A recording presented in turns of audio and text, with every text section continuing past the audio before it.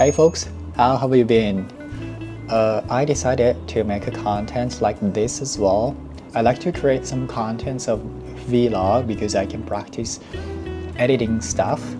But I realized the more important thing is keep posting something on the platform and the YouTube. So I realized because I can make contents like this kind of contents. Oh, that's a disclaimer. I'm not gonna edit this much. I mean, sometimes I'm gonna put subtitle, but most of the case, I'm just gonna langsung. I'm just gonna immediately upload the video after I take this video. So that's a disclaimer. I'm gonna say sorry for first, and just gonna say about myself. I'm Zuho, and I was born and raised in Japan. And right now I'm living in Indonesia, learning bahasa Indonesia. And while doing that, I'm trying to make those contents to be, famous maybe one day, but I'm just kind of preparing for one day. But the reason why I'm doing this is also because I can practice public speaking. It's kind of scary to talk in front of the camera because my face isn't the best and my voice isn't the best as well, and that way I'm gonna deliver things is not the best. But just keep practice, and what was the word, practice makes perfect, like that. So I'm just gonna play this game. It's not game though, but play this role to face in front of the camera, and there's a video out of it. So sometimes if the contents itself wasn't that good, I'm just gonna save in my storage, but the contents was okay enough to upload to my platform, and I'm just gonna post it and then see how it goes. Alright, that was pretty much something I wanted to. I just wanna make. I'm really not good at like what's the field of the fashion, my hairstyle, my clothes things, like always awful something about this. I'm gonna talk about that, but one day I really wanna wear, or like I really wanna know like how it looks okay for me, because I still don't even know about those. I do have interest in it, but I just don't know how to study. And I didn't want to spend crazy amount of money for this field right now. Maybe one day I might want to get the idea if I'm gonna go like some shop that they are selling like old stuff, like second hands, and then I'm just gonna pick one, and then looks like okay, I want to be like that though, but it's probably not now. Okay, I think I actually talked about many things about it's not important, but today I wanted to talk about was I just got the insect right now, sorry. Today what I wanted to talk about was why I came here, why I came Indonesia. Because many people ask me why you came to Indonesia instead of going other country, maybe other country in Southeast Asia, other country in like Europe, other country like in just Japan, China. Japan is like my country, so like Japan, China, Korea, Taiwan, like United States, like that, Brazil, Chile, yeah. I do have a reason, so many reasons. I can't say just one, but I'm just gonna talk one by one. But I didn't organize it, so maybe those are not messy sometimes, so that's also disclaimer. Sorry if you didn't like that way I talk, that way I organize, but it's okay. I'm just gonna start. The first one is because I like people here. I've actually been to many countries before I come here.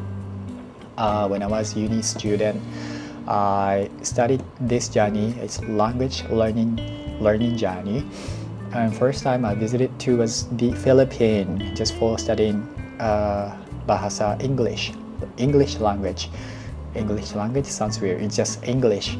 It was just a month, but my English became just, it's not this level right now, but it was kind of okay level for me to communicate with many people. That was amazing. So if you really want to improve your English level, I highly recommend for you to go to the Philippines or some place you can actually practice one by one communicative learning process, so that your language basic and foundation will probably push up to get to know many people who use English. And then next time I visited too was Australia. That was also the reason I wanted to learn English.